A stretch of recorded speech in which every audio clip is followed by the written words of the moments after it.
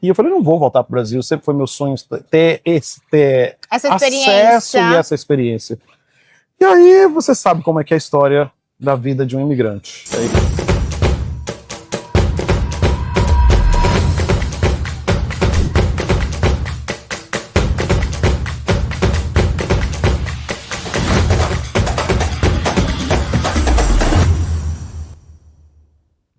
Olha, hoje eu estou aqui com um brasileiro que está literalmente ajudando a construir o futuro, viu? Ele está unindo inteligência artificial, metaverso e informação de forma global. E eu vou contar um negócio para vocês, não é apenas tecnologia não, viu? É muito propósito. Hoje eu trago para você e para mim também, aqui no Intour, o Caio Almeida. Caio, que alegria te ter aqui no programa, finalmente, hein? É um imenso prazer, muito obrigado. Você é uma pessoa excepcional e eu fico lisonjeado pela oportunidade de poder bater esse papo com você. Só você para me trazer para um paraíso desse, né, Caio? Olha que lugar mais lindo. Quando as pessoas falam Flórida, você pensa em Miami, Orlando, e nunca ao norte. E aqui é sempre bem mais recluso, né? Eu adoro isso. É um verdadeiro paraíso, né? Verdadeiro paraíso. E aí me conta, imigrante da onde? Olha, eu consegui a minha cidadania americana, mas nunca consegui ser reconhecido como baiano. Olha só! Porque eu nasci em São Paulo e fui para Bahia com 6 anos de idade. Meus pais mudaram para lá e depois eu voltei somente com 18 anos para São Paulo. E vim com 22 anos aqui para os Estados Unidos. Então, eu me considero um baiano de coração, porque passei uma boa parte da minha vida, estudei lá, fiz o high school lá. Mas São Paulo, a gente também tem o espaço que é reservado para ela. E veio para os Estados Unidos com 22 anos, veio para a Flórida direto, já nesse paraíso, sempre foi assim? Conta um pouquinho pra gente. Não, olha só, eu saí de São Paulo às 8h45 da noite, do dia 8 de janeiro de 2000, a temperatura estava... Já perdi a noção de Celsius, tá? A temperatura estava 88 graus em São Paulo. Uns 30 graus, acredito eu, né? Eu cheguei às 5h30 da manhã no O'Hare Airport, em Chicago, a 15 graus abaixo de zero. Uau! Estava nevando e a sensação térmica era menos 22. Já começou tudo bom, né? Começou mostrando para quem veio. A adaptação foi fácil, eu vou dizer o porquê. Porque o meu coração já estava adaptado na guerra, na conquista, na busca. Quando você se adapta a um ambiente de guerra, de conquista, de busca, o environment, o ambiente ao seu redor, não muda esse mindset. Agora, a sua mentalidade mesmo, né? A mentalidade não vai mudar, né? Não muda, mas, que eu vou te dizer, que foi difícil encarar aquele frio, foi muito difícil. Mas eu estava tão focado que não me incomodou. Eu volto hoje, já me incomoda. Agora já incomoda, mas também morando nesse paraíso, né? Com certeza. Caio, mas você veio a trabalho, você veio buscar um sonho. O que trouxe o Caio realmente para a América? Olha, primeiro eu não me trouxe, acho que Deus me trouxe para cá, ele já tinha um plano específico, eu trabalhava com música, meu objetivo de vida sempre foi música, e eu comecei a trabalhar com a Graça Music, e eu tocava com o Nelson Ned no ano de 98 e 99. E um pastor estava vindo, que eu trabalhava conjuntamente com ele, e amigo do coração. E você é pianista formado, né? Formado pelo Conservatório Brasileiro de Música do Rio de Janeiro. Legal. Mas na unidade da Bahia. Da Bahia, da Bahia. Eles iam fazer as provas com a gente cada 3 meses do Rio de Janeiro. E aí o que acontece?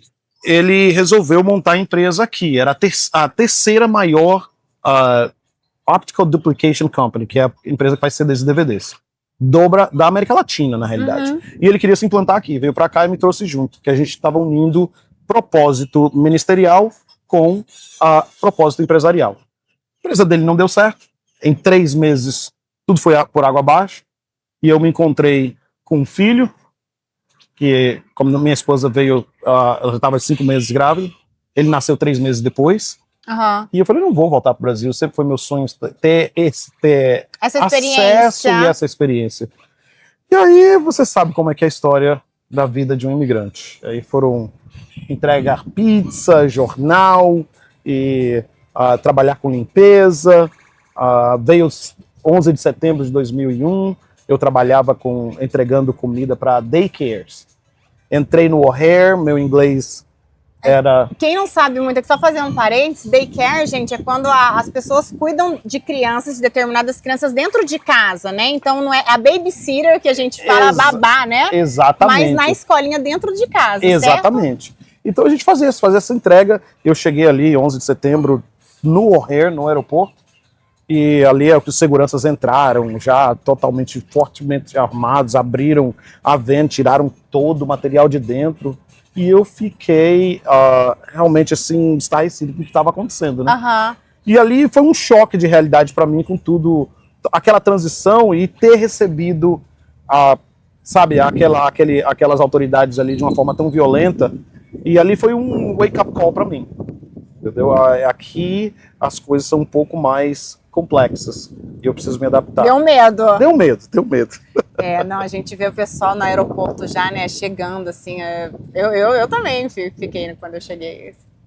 Todo mundo. E a gente chega na porta da frente, né, muitas pessoas falam assim, mas independente, mas os Estados Unidos, ele passa muito isso, né, Kai, essa questão aqui a regra funciona mesmo, né? Exatamente. E ele intimida, de uma certa forma, ele intimida. E aí você chegou no aeroporto, então, e deu medo, né, cara? Lógico, você fica intimidado. Mas eu tava tão focado. Em dar certo. E eu tava tão, assim, agradecido a Deus pela oportunidade de chegar aqui e ser exposto às oportunidades que esse lugar tem para oferecer, que o frio, a dificuldade, nada me abalou. Então eu vi esse desafio como uma oportunidade desafiadora. Legal. E encarei. Que sensacional. E aí, o que mudou de quando você chegou para agora? Porque já recebeu vários prêmios de tecnologia. Aquele rapaz que chegou cheio de sonhos, né, esperando um filho também, com a esposa. O que mudou para hoje estar aqui na Flórida, cheio de prêmios, trabalhando, né, construindo um futuro mesmo? Caio, conta para mim. Olha, eu acho que não mudou. Eu acho que só a linha do tempo foi concretizada. Então eu acho que já estava determinado lá no começo. Por essa minha determinação, aquilo já estava estabelecido. É simplesmente dar tempo ao tempo e continuar com consistência buscando os objetivos. E as coisas foram seguindo, eu comecei a trabalhar com produção de filme e televisão, e surgiu um trabalho para poder fazer com o Kirk Franklin. Então trabalhei no evento em Houston, e aí eu já comecei a trabalhar com outra agência, e eu falei, eu quero montar meu próprio negócio. Mas até um pouquinho antes disso, eu comecei a trabalhar na churrascaria brasileira. Olha só, lá em Chicago. Como garçom. E aí eu trabalhava à noite, porque durante o dia eu tinha espaço para poder montar o meu negócio. E eu trabalhava como garçom das 5 às 10h30 da noite. Aí fiz um curso de sommelier, comecei a vender vinho, me especializar em vinho e em vendas. Vinho e vendas. E isso para mim foi ótimo, porque eu tive muito contato com muitas pessoas. E depois desse processo, eu falei pro dono do restaurante e falei assim, cara, esse menu seu não tá de acordo com o requinte desse lugar. Eu posso fazer um menu melhor para você. Eu não tinha feito nada disso ainda. Eu trabalhava com uma ediçãozinha de vídeo aqui e ali e tal. E pela primeira vez eu peguei ali, comecei a tirar as fotos, mostrei para ele, peguei um computador emprestado, peguei uma câmera emprestada e tirei as fotos, fiz a edição do gráfico. Quem que conhece de desenho gráfico aí vai entender. Mas eu terminei, entreguei para ele. Quando chegou na gráfica, isso aqui tá tudo em 72 dpi, ou seja, baixa resolução. Tinha uma noção do que era. Você viu que podia melhorar e melhorou. Exatamente. E ali o resto virou história. Que eu me especializei, sempre tive envolvido com música, com marketing, me especializei em marketing. Aí em 2006 eu já me vi fazendo uma campanha de marketing de 1,6 milhões de dólares em Chicago. Como assim? Gente, eu falo, ele é o homem da tecnologia dos resultados. Como assim? Tem uma frase em inglês. Da baixa resolução, um contrato de 1,6 milhões. Tem 4 anos aí nesse gap, tá? 4 anos de muita luta. Mas, pra gente resumir a história. Mas eu acho o seguinte, tem uma frase em inglês que eu gosto muito, que ela diz o seguinte, your gift will make room for you. So, se você colocar o seu gift na mesa, o desempenho, a qualidade e a excelência com que você entrega vai abrir as portas. Então foi isso que eu fiz. Então, uma edição, um vídeo, Aí em 2010 eu me encontrei trabalhando na agência da Paramount em Chicago, no filme do Dark Knight do Batman. Aí as coisas foram se abrindo e eu fiz uma patente de um produto de tecnologia digital em 2008. Não conhecia muito as dinâmicas legais dos Estados Unidos, USPTO Office, patentear produto, e acabei perdendo todas as minhas reservas nesse processo com advogado e tal, e não consegui levar o projeto adiante. Mas tudo isso aí abriu, foi o início para tudo. Aí as portas se abriram, eu comecei a dar aula de produção de efeitos especiais, e foi ligando uma coisa com a outra. Ser imigrante, você tem que estar preparado para perder tudo em algum momento da vida? Segura aí. Dúvida. Segura aí. Olha, gente, eu vou chamar um pequeno intervalo e volto com essa resposta, porque, olha, eu não perco por nada, hein? Já vou pro intervalo e volto já já. Oi, gente, eu tô aqui, ó, mas eu quero essa resposta. Você que mora em outro país, você que mora no Brasil e tem desejo de morar em outro país, olha só, Caio, quem mora fora, né? Eu vou trazer agora para o contexto aqui dos Estados Unidos, mas um imigrante, ele tem que estar preparado para perder tudo em algum momento da vida? Absolutamente, absolutamente. Mas eu diria mais, as coisas que eu considero que perda foram justamente os pesos que não me permitiam chegar no próximo nível. Aprendizado, você acha? Aprendizado. Né? Então, isso não tem valor. Exato. E a gente costuma colocar valor em algumas coisas que são coisas que realmente estão nos segurando e ela não está agregando aquele valor que nós gostaríamos que tivéssemos na nossa trajetória. Exato. Mas sim a manutenção do seu ambiente. Mas quando você olha para cima, e eu vejo assim, a nossa trajetória é uma escada, né? Uhum. Então a escada ela segue assim, outro degrau e outro degrau. A gente tem o costume de sempre bater na frente do degrau e quando a gente e sempre querendo uma linha uma reta. Quando a gente não aguenta mais, a gente se bate tanto, a gente lembra de olhar para cima, tá? Aí a gente, opa, tem um próximo degrau. E a gente sobe, aí a gente aprende? Não, a gente continua batendo na parede do próximo degrau. Que maravilha. Mas o imigrante, ele sempre tem o costume de olhar para cima primeiro. Então ele diminui essa fricção com a barreira frontal, que ele está sempre olhando para cima. E dentro da sua história, qual foi o momento agora, você contou um pouquinho no bloco anterior, mas que você falou assim, olha, eu tô indo bem, agora tá fluindo, né? Você falou, você foi para uma churrascaria brasileira e ali você viu que poderia melhorar o menu, e aí melhorou, só que estava em baixa resolução, e aí você continuou se aperfeiçoando. Quando foi na sua história que você falou assim, eu tô pronto, mas ainda você não conseguiu, aconteceu alguma coisa, você perdeu, teve esse momento na sua vida de grande aprendizado, que depois foi uma virada? Como que foi esse processo? Sim, a virada foi justamente, eu trago de volta aquela frase que eu utilizei, your gift will make room for you. Mas o seu dom abrirá as portas para você, desde que você reconheça o valor que ele traz. Perfeito. Agregado para o ambiente onde você está. Então, quando você reconhece isso, você não precisa mostrar o valor. A sua execução agrega o valor no ambiente onde você está. Então, quando eu comecei a entender de que eu não preciso analisar e projetar o valor, mas sim projetar na execução e a entrega da excelência abre as portas, o resto foi tudo muito mais fácil. Então eu percebi que a luta era simplesmente comigo mesmo, de analisar o valor e a excelência daquilo que eu entregava. Quando eu comecei a enxergar o valor, eu deixei que aquilo que eu entregava abrisse as portas aonde eu tivesse que entrar. E só para eu pegar isso, tem muito valores que você está falando agora, está trazendo agora para qualquer ser humano, né? Qualquer ser humano. Qualquer ser humano, esteja onde a pessoa estiver, na fase de vida que estiver, passando por algum desafio no trabalho, tentando, né, colher os frutos e muitas vezes não conseguindo. Você traz que você é pianista formado, veio para cá, inclusive, né, através da música, aí você foi acontecendo a vida para você, e me corrija se eu estiver errado, e você entrou na área de marketing, se especializou com marketing, mas hoje você é o cara da tecnologia também, com vários awards, Vale do Silício. Explica para mim essa viradaça de chave. Olha, é uma frase complicada que eu vou falar agora. Bora. E quem estiver ouvindo tem que entender o contexto do que eu vou querer dizer, tá?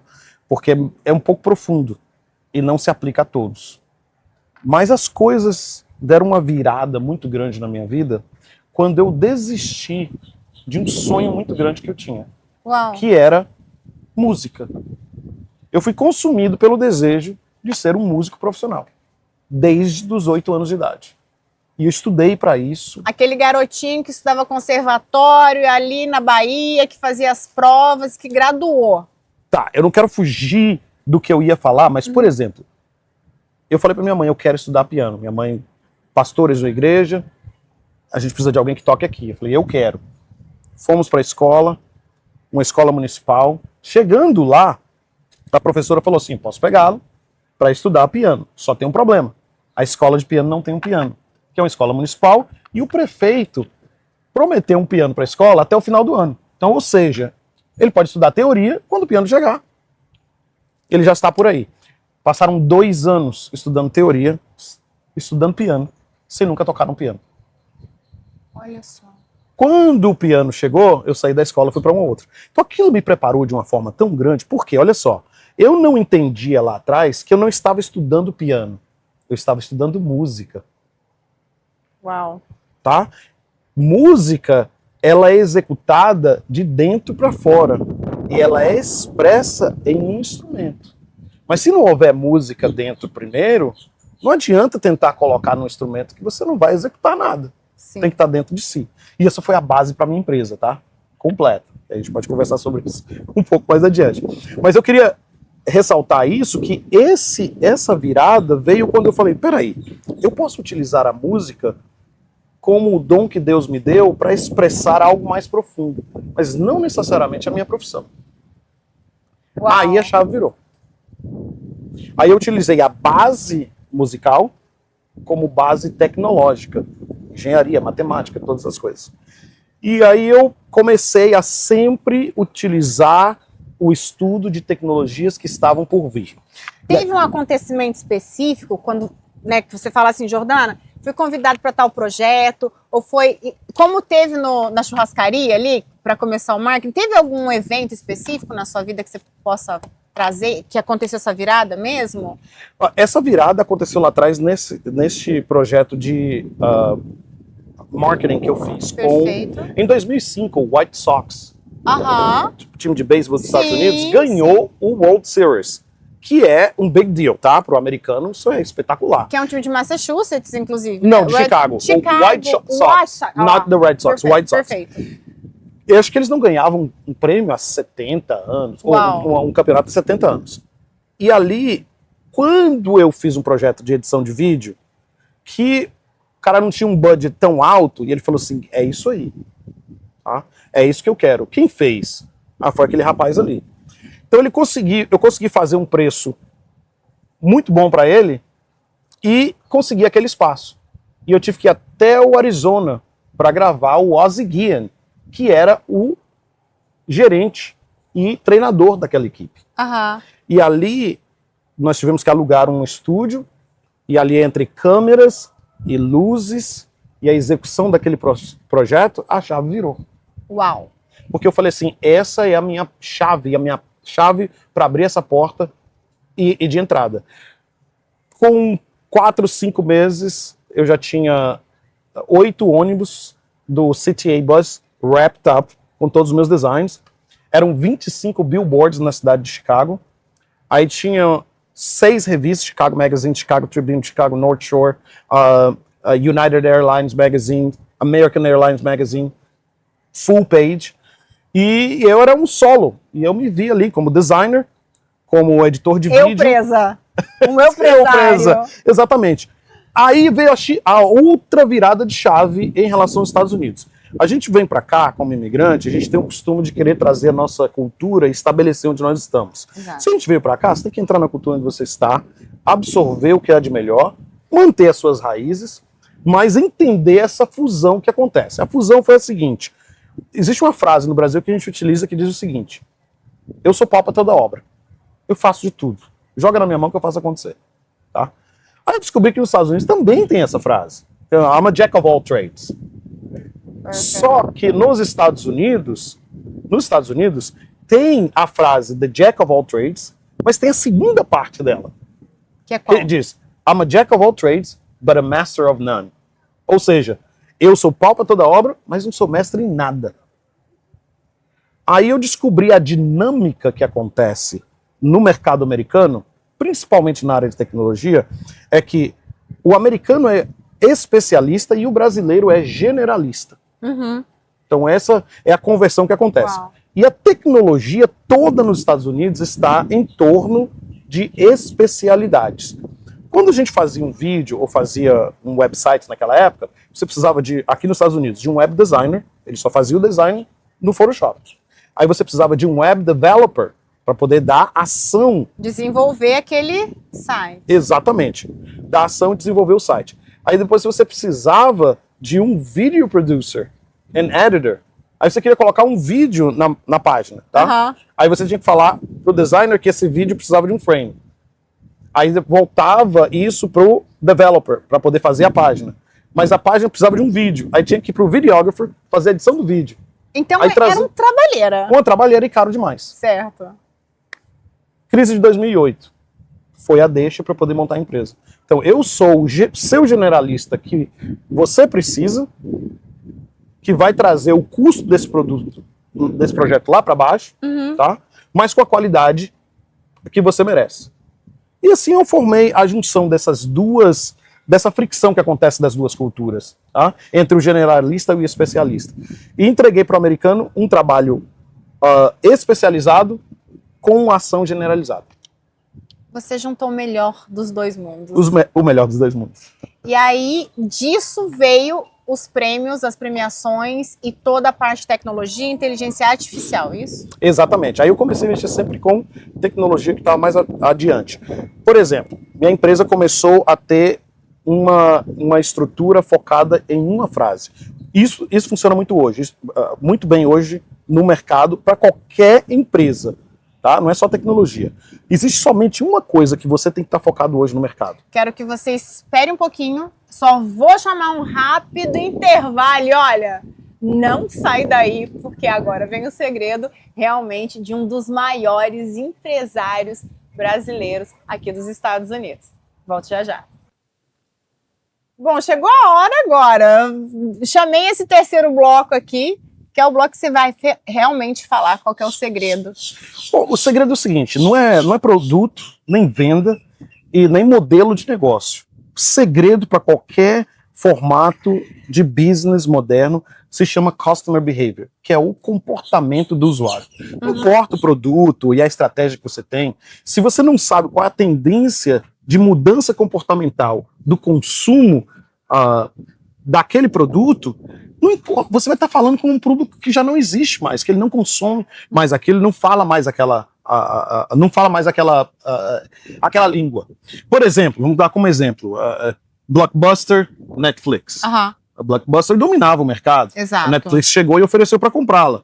Ela disse, não, streaming não vai dar certo. Não vai dar certo. Por quê? Se a gente está cobrando late fee quando eles devolvem o DVD atrasado. Então, o comportamento do consumidor já tinha mudado. O Netflix tinha percebido. Certo. Eles só precisavam do material. O iPhone, quando foi lançado, não foi um smartphone. Porque o smartphone já existia. A Nokia e a BlackBerry dominavam 80% do mercado. Tá? Então, o comportamento do usuário já tinha mudado. E aquele que consegue antecipar esse shift, essa mudança, você entrega na hora certa aquilo que o público está propenso a receber. Foi aí onde teve outra virada. Nessa virada eu falei assim, nós vamos focar em realidade aumentada e realidade virtual. Uau! E aí associei com a empresa Body Scientific International, um amigão meu, e a gente começou a desenvolver projetos de anatomia, ensinos médicos, utilizando realidade virtual e realidade aumentada. Consequentemente, fizemos associação com uma agência de Miami para fazer um projeto de lançamento de uma campanha do Guaraná Antártica durante o Jogo do Brasil. Olha só. E aí nós criamos uma experiência da Floresta Amazônica, projetada no ambiente. Você pode até no App Store fazer uma busca The Guaraná Experience. E projeta a Floresta Amazônica, você entra e você vai procurar o Guaraná. E quando você encontrar o Guaraná, você clica nele e ali você poderia concorrer a uma viagem para o Brasil. Então essa campanha foi tão revolucionária na época, porque a realidade aumentada ainda não estava tão madura, que nós fomos para o Vale do Silício. Olha só. E lá, com essa empresa representante desse projeto, nos colocaram nesse prêmio, Augie Awards. Nesse Augie Awards nós fomos finalistas e ficamos entre os 4 melhores. Uau. Então foi... Daí nada parou. Aí o céu é o limite. Aí o céu é só o começo. Só o começo. Que agora tem foguete, limite, agora passa da atmosfera. É verdade. Amei, é isso. E foi aí que você começou realmente a entrar como um dos maiores nomes da inteligência artificial da sua área. Exatamente. Antecipando aquilo que o consumidor já está aberto a consumir. Vou te dar um exemplo, o que é análise de comportamental. Se eu chegasse para você aqui agora e tivesse um modelo de negócio e oferecesse para você assim, Jordana, eu tenho um modelo de negócio aqui, eu queria que você fizesse uma parceria comigo. E o modelo de negócio é o seguinte, nós vamos pegar um quarto da nossa casa, você pega da sua, eu pego da minha, nós vamos alugar para um estranho que ele venha, alugue, durma por uma noite e vai embora. Você diria o que para mim? Você tá louco? Imagina, né? Vou trazer um estranho para dormir na minha casa? Então a gente não precisa dizer mais nada. Nós temos aí o Airbnb, exato, que foi um sucesso extraordinário. Bilhões e bilhões de dólares. Eu tenho outro modelo de negócio. Você pega o seu carro, certo? Ou você pega uma carona com um estranho. A gente sempre escutou, nunca pegue carona com um estranho. E você paga para pegar uma carona com um estranho. E você ali tem uma troca de valor. Ou seja, você ia dizer para mim que você tá louco. Que modelo de negócio é esse? Né? Só que Airbnb e o Uber anteciparam a mudança comportamental do consumidor. Quando você começa a entender, porque as métricas, os números aí, te dão uma oportunidade de você poder analisar isso. E a informação através de números e dados mesmo. Números e dados. Quando chegou a inteligência artificial, que ela tem a capacidade de fazer análise de dados analíticos de uma forma muito profunda, muito assertiva e muito rápida, a gente começou a criar a estratégia das campanhas baseado em números. Perfeito. Então, para basear em números, o que você faz? Você capta mais números. Quanto mais dados, more data and more output you have. Então, aí foi uma campanha atrás da outra, e os projetos de realidade virtual, voltamos para o Vale do Silício, começamos a desenvolver projetos lá, fizemos parcerias. Através dessa parceria na área médica, vem um projeto com o Exército Americano. Uau! Onde eu fui contratado para fazer a consultoria de criar um sistema de realidade aumentada para os manequins do Exército que eram utilizados para ensinar as etapas de ferimento e wounds, né? Estou tentando traduzir. Sim, os ferimentos. Os wounds dos soldados. E cada manequim custava $250 mil, ele tinha pele de silicone, sensores em todo lugar. Então, para poder mostrar na pele as etapas de evolução da enfermidade ou do ferimento, eles tinham que ter um manequim para cada etapa. Perfeito. Então, a ideia foi criar um app de realidade aumentada que projetasse todas essas etapas no mesmo manequim, numa questão visual, e depois colocar no óculos de realidade virtual. Salvando tempo, dinheiro e tudo mais. Então, eu entrei nessa equipe como o expert em realidade aumentada por causa do projeto do Guaraná Antártica. Sensacional. Acredito que eu tenha que fazer essa pergunta antes de ver o seu livro, gente, porque esse livro aqui é algo sensacional. Quero que você fale um pouquinho. Aonde você não encontrou oportunidade, você criou elas? Absolutamente. Absolutamente. Volto a dizer, as oportunidades foram criadas porque eu coloquei o meu dom na mesa. Quando você coloca o dom na mesa, ele abre as portas. Esse é um dos segredos do seu sucesso? Sem dúvida. Aí o segredo do sucesso é o dom todo dom perfeito vem de Deus. Então o segredo do sucesso está no chamado que Deus teve na minha vida para entregar esse dom na minha mão e eu colocar de volta nas mãos dele e de volta na mesa onde ele me colocou para assim abençoar a vida de outros. E tem abençoado muito, Caio. E uma das bênçãos que eu consigo ver aqui está na minha mão. Gente, eu quero apresentar para vocês esse livro aqui. Eu quero que você fale um pouquinho da história desse livro.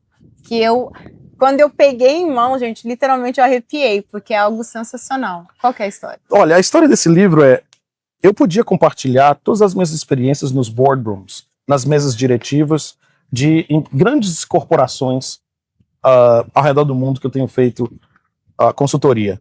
Mas eu falei, eu não podia tirar o ser humano dentro disso. O problema que eu vi nessa minha trajetória de tecnologia, principalmente agora com inteligência artificial, a inteligência artificial é uma amplificadora. Tá? Igual um microfone. Você pegou um microfone, ele amplifica a voz de alguém que está cantando super afinado para um estádio de milhões de pessoas. Sim. Tá? Agora, pega uma pessoa como eu cantar desafinado. O microfone ele vai amplificar, mas não vai consertar o meu desafino. Sim. A inteligência artificial é a mesma coisa. Então, por isso, o título do livro, Clarity First. Primeiro, clareza. Clareza primeiro. Segundo, estratégia. Só então você convida para a tecnologia para entrar na sala, para ser uma amplificadora daquilo que tem clareza e estratégia. O tripé. O tripé. Agora eu vou te falar o porquê. Tem 3 experiências. Uma delas é a história do piano que eu te contei. Então, a inteligência artificial é o piano. Mas você tem que ter música primeiro. Sem música, você vai sentar e não vai entender. Não vai entender. Não vai ter o resultado que você quer. Então, o que aconteceu? Quando, depois de 2 anos, só estudando teoria, eu sentei na frente do piano, numa escola particular, esses alunos que tinham piano em sua casa, a vida inteira, pianos de alta qualidade, eles sentaram e foram executar algo que tirou a partitura da frente e ninguém sabia. Eu tinha música em mim. Quando eu sentei no piano pela primeira vez, ele amplificou aquilo que eu já tinha aquela teoria que eu estudei, a música que já estava dentro de mim. Mas o momento mais importante do livro de clareza veio da minha infância. Eu nasci em São Paulo e fui para Bahia muito cedo. Lá não tinha energia, no lugar onde os meus pais mudaram. E aquela casa sem luz, a minha mãe era costureira, um dia à noite a agulha atravessou o dedo dela e o meu pai teve que levantar e levá-la às pressas para o hospital. Ficou eu e o meu irmão mais velho, sozinhos, acordamos no meio da noite, sem eletricidade, abrimos a porta, olhamos pro fundo, só a escuridão, e aquilo me marcou muito, porque a gente vivia no escuro e a gente esbarrava nas coisas, batia a ponta do dedo nos furnitures, né, nos móveis, porque ali você tinha a visão limitada, só com velas. Aí depois de alguns anos, a energia chegou e meu pai ligou o interruptor pela primeira vez. E ali aquela luz iluminou o ambiente. Mas aí onde veio de uma virada na minha cabeça. E aí, o que como aconteceu? Criança. O que aconteceu foi o seguinte, a minha visão de tecnologia era, quando nós tivermos acesso à tecnologia, tudo vai mudar. A gente vai sair da pobreza, entendeu? Eu vou ter acesso a coisas que não tínhamos. E chegou aquela tecnologia de eletricidade. E ela iluminou o ambiente. Só que o que ela aconteceu? Ela não criou nada e nem mudou nada. Ela só revelou o que já estava no ambiente. Que já existia. Ou seja, a sujeira que estava no canto, a mesa arranhada, as paredes um pouco sujas, o chão batido. E aquilo trouxe uma clareza. Quando eu entro para fazer consultoria nessas empresas, o meu processo é esse. Gente, a inteligência artificial é a luz. Ela não vai chegar aqui agora e mudar a bagunça que é o seu banco de dados, o seu CRM, o gerenciamento dos seus dados. Ela vai simplesmente revelar o que está no seu ambiente. Exato. Agora, a pergunta é, antes de você ligar esse interruptor, o que está nessa sala vale a pena ser mostrado? Sensacional. Então, antes de eu trazer qualquer tipo de framework para uma estratégia corporativa, os caras falam, peraí. Eu estou falando de estratégia corporativa de Harvard e você me vem com um interruptor de luz de uma casa sem energia, de uma criança. Mas eles pegam na hora e eles entendem. Nosso gênio generalista, meus amores. Eles não estão preparados para isso. Não estão. Então, o livro se baseou nessas experiências que eu tive. São 4 experiências que, se você tiver a oportunidade de ler o livro... Tem que ler. Que eu utilizei exatamente essas analogias. Maravilha. O porquê utilizar experiências no boardroom e não experiências da minha infância que mudaram completamente a forma com que eu vejo todo esse tipo de planejamento para o futuro. E o segredo na vida, principalmente nos Estados Unidos, são frameworks. O que é um framework? É um planejamento, é uma sequência, é clareza com estratégia. Perfeito. Então, o primeiro passo é, primeira coisa que você chega numa empresa, eu pergunto, aonde você se encontra, aonde você quer chegar. quais são os passos que você tem que tomar para chegar lá. Básico, simples. Eu chamo do triple W's. Uau. Internal triple W's, que são os 3, where, and what. E depois que você encontrar isso, você cria as suas coordenadas de GPS. Como que você vai colocar uma coordenada de GPS para chegar no lugar se você não sabe que localização você está no mapa? Você tem que ter certeza de onde você está, né? Só que não é esse aonde você está, não é o seu bio no seu LinkedIn ou no seu Instagram. É aquela sinceridade que você olha para dentro de si e fala: a minha posição hoje é essa. Ainda que eu tenha vergonha de expor. Mas tem que haver essa sinceridade. Aí, só aí, você pode colocar as coordenadas de onde você quer chegar. Sensacional. Aí só então você pode criar os passos que você tem que tomar para chegar lá. Agora vem o lado corporativo. Que são os external triple W's. Tá tudo aí. Não adianta o internal triple W, saber onde você está, onde você quer chegar, os passos que você tem que tomar, sem você saber aonde o mundo se encontra. Where and what. Aonde ele está indo e quais são os eventos que estão acontecendo nessa trajetória. Quando você alinha o interno com o externo, aí você tem um framework de corporativo dentro dos Estados Unidos infalível. Sensacional. Gente, uma aula, eu tive uma aula aqui, meus amigos, que olha, que sensacional. Obrigado, Caio, isso é ouro demais. E me conta, livro maravilhoso, que assim, igual eu falei pra você, gente, eu tô lendo o meu, tô devorando, e tem toda uma questão da capa também, né, que a pessoa... Isso. Explica um pouquinho, e eu quero que você fale também os projetos que tá vindo agora para 2026. Tem muita coisa acontecendo. Hein? Tem muita coisa acontecendo. Esse livro eu criei um aplicativo de realidade aumentada, onde você pode fazer o download, tem um barcode aqui atrás.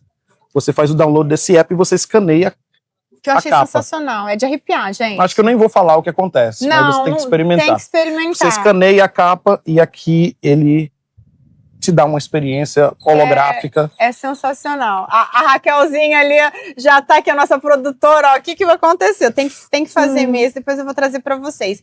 E quais são as novidades que chegam para 2026 para o Brasil, para os brasileiros pelo mundo aí, para ter contato com você e com os seus projetos? Olha, dia 22 de maio agora estaremos em Alphaville no lançamento, junto com o meu sócio Cristiano. Nós estamos lançando a plataforma revolucionária de real estate para builders e corretores. Perfeito. Faz uma conexão de builders e corretores no Brasil com o exterior. E o lançamento de uma plataforma de agentes autônomos. Que legal. Então é um sistema onde você pode gerenciar toda a sua empresa com agentes que não respondem a prompts. Eles são proativos. Eles sabem o que tem que ser feito e eles executam, gerenciam a sua equipe, gerenciam os seus projetos, comunicam com seus clientes, faz prospect, leads e, assim, é excepcional. Então a gente está lançando lá, lançamos aqui, fomos no Vale do Silício e fizemos um documentário chamado The Gap. Existe hoje uma lacuna entre quem está entendendo o que está acontecendo, quem não está entendendo, e aqueles que estão entendendo estão utilizando ao seu favor, e aqueles que estão utilizando ao seu favor a ignorância daqueles que não entendem. Entendi. Então esse documentário ele vai revelar o que é esse gap.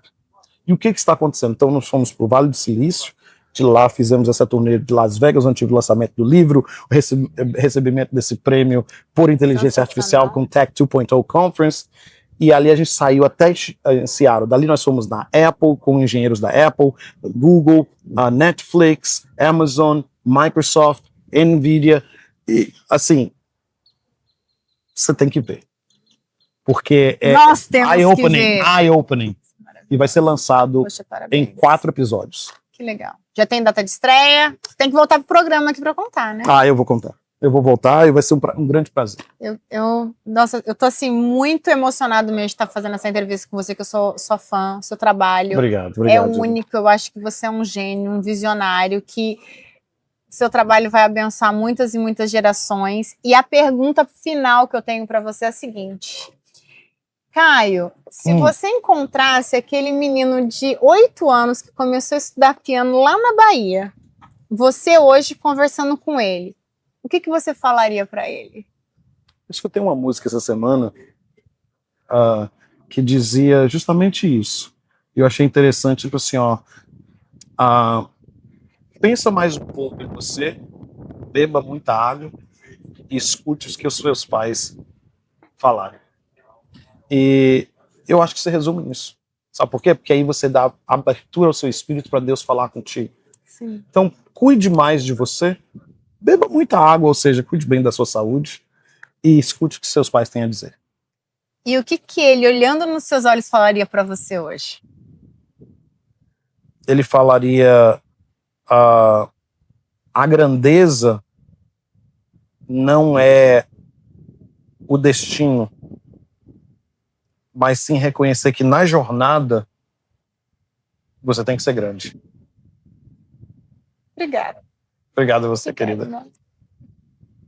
Olha, só te agradeço. Te agradeço pela sua missão, por você nunca ter desistido, por você ser esse cara assim, firme, alegre e com essa missão linda. Obrigada, viu? Obrigado a você, Jordana. Gente, tô toda emocionada aqui, olha. Caio, um visionário, um amigo. Sigam nas redes sociais. Estamos colocando a edição aqui para você poder seguir. Já adquirir o livro, já poder ir para os eventos também todos. Tá tudo lá, né? Nas mídias sociais. Tudo a gente vai lá. colocar tudo aqui na edição. Tudo e um pouco mais. E um pouco, muito mais, gente. O Intour é feito dessas histórias reais, de pessoas reais, verdadeiras, mas com resultados, né? Mais que extraordinários. Tá o Caio aqui para provar isso. Olha, fica ligado, porque o programa tá sensacional e tá vindo muito mais para você.